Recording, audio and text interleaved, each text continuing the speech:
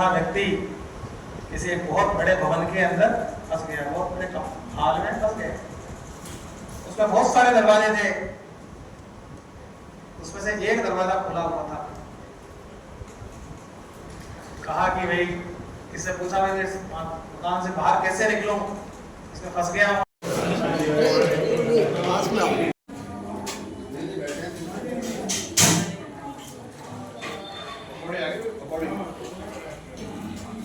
पंखा नहीं चल रहा है, तोड़ पंखा नहीं चल रहा है, करंट आ रहा है, पंखा जा रहा है, तोड़ करंट आ रहा है। पकौड़ी आगे में पकौड़ी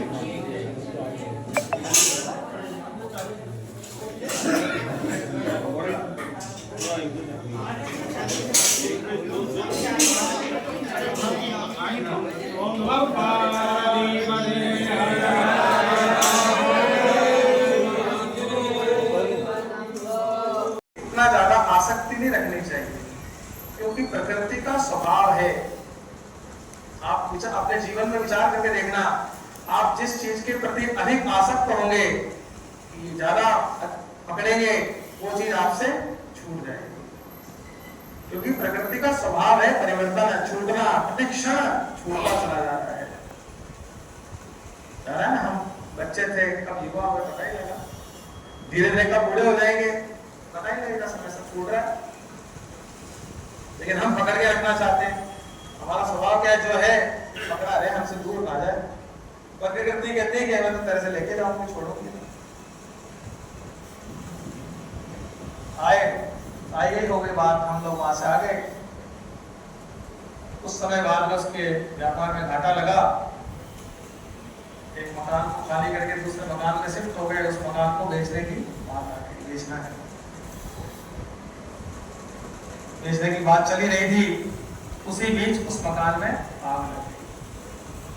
अब तो सेठ जी थे, उनका बुरे हाल, मेरा सब कुछ खत्म हो गया, कूदने को तैयार हो गया आग में, इसके अंदर। तभी उनका लड़का उसको पकड़ के बाहर खींचता, कान में गिरता है, मकान तो गिर गया। सिंह को पकड़ना चाहिए, क्योंकि ये मेरा समुद्र है। उसने भेड़ों का तो पीछा छोड़ दिया, उस सिंह का पीछा किया। अब था तो वो सिंह बलशाली तो था, उसको पकड़ने में बड़ी चेष्टा करनी पड़ी, बड़ा परिश्रम करना पड़ा। बड़ी मुश्किल से जाकर के उस सिंह के उसको पकड़ा। जैसे उसको पकड़ा तो वो सिंह कहने लगा, अरे मुझे छोड़ दो, मैं बहुत कमजोर हूँ, बहुत गरीब हूँ। सिंह कहता, तू कहाँ से कमजोर है, तू सिंह है, तू भेड़ नहीं है। कहता, नहीं नहीं, मैं सिंह नहीं हूँ, मैं तो भेड़ हूँ। जबरदस्ती उसको पकड़ के ले गया और नदी के अंदर दिखाया, देख मेरे में और तेरे में कोई भेद नहीं, जो मैं हूँ वही तू। जो उसको बोध हो गया है, मैं तो सिंह हूँ, भेड़ नहीं हूँ, वो भी दहाड़ने लगा। वो भी वहां पे जंगल में शिकार करने लगा। वो भी आप आए तो बहुत ज्ञान दे देंगे, अपने लिए ज्ञान याद नहीं आएगा। तो कहने लगा, देखो बेचारा कैसा भाग्य है, मकान लेते आग लग गई। जो थोड़ी देर पहले इतना दुखी था कि बनने को तैयार हो रहा था, जैसे सुना कि यह मकान बिक गया, बिकने का मतलब अब ये मेरा नहीं रहा, तो सब उसका दुख समाप्त हो गया। मकान भी वही है, व्यक्ति भी वही है, परिस्थिति भी वही है। एक ही क्षण में जो व्यक्ति दुखी हो रहा था, दूसरे क्षण में सुख हो गया। नहीं तो दुखी हो रहा था तो बंधे रहना चाहिए ना उसके साथ, लेकिन नहीं, जैसे ही हमें लगा कि हमारा नहीं है, तभी हम उससे दूरी बना लेते हैं, फिर हमें कोई दुख नहीं होता है। जैसे ही हमारे घर के अंदर हम लोग कहते हैं ना कि हम घर के बड़े हैं, बुजुर्ग हैं, करते हैं काम।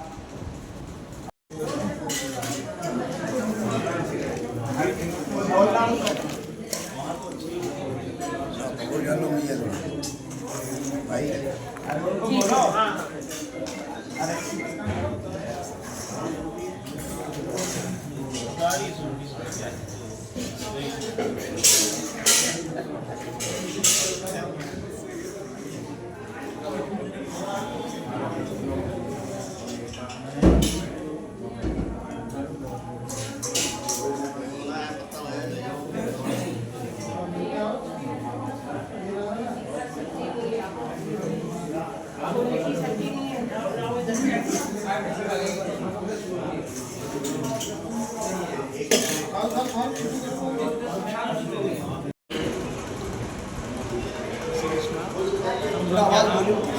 लोग यहाँ पर पूजनीय महाराज सागर जी महाराज की पुण्यतिथि पर यहाँ सब लोग एकत्रित हुए, उनकी पुण्यतिथि मनाई।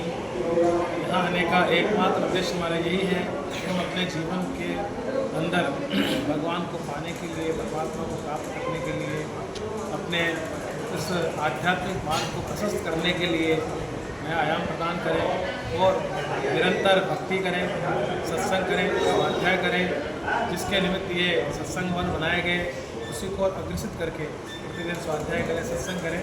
इसी के निमित्त यहाँ एकत्रित होना है और सभी से यही प्रेरणा है, यही उद्देश्य है कि सत्संग वन पुनर्जीवित हो, यहाँ निरंतर प्रतिदिन सत्संग हो। ये किसने स्थापित किया था ये सत्संग? ये सत्संग भवन मोहन जी महाराज ने स्थापना की थी। कब कितनी लगभग?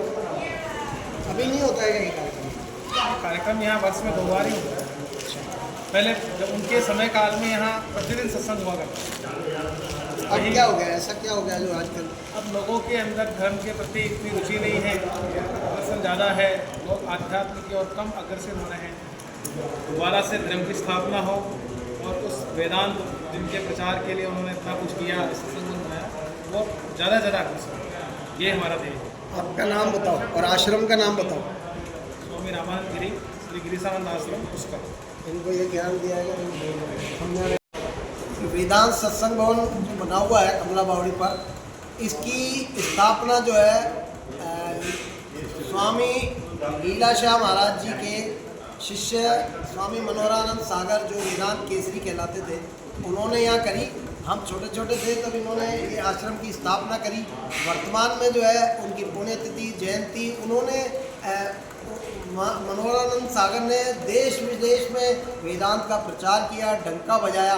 और उनके साथी जो थे, जो सेवक थे, शिष्य थे, वो ये सेवक जी टिक्यानी साहब थे, उनके साथ साथ भ्रमण किया। उनके लेखनी वगैरह को इन्होंने सेवक जी टिक्यानी साहब ने प्रसारित किया। वर्तमान में ये ट्रस्टी है और यहाँ पर अनेक आयोजन होते हैं।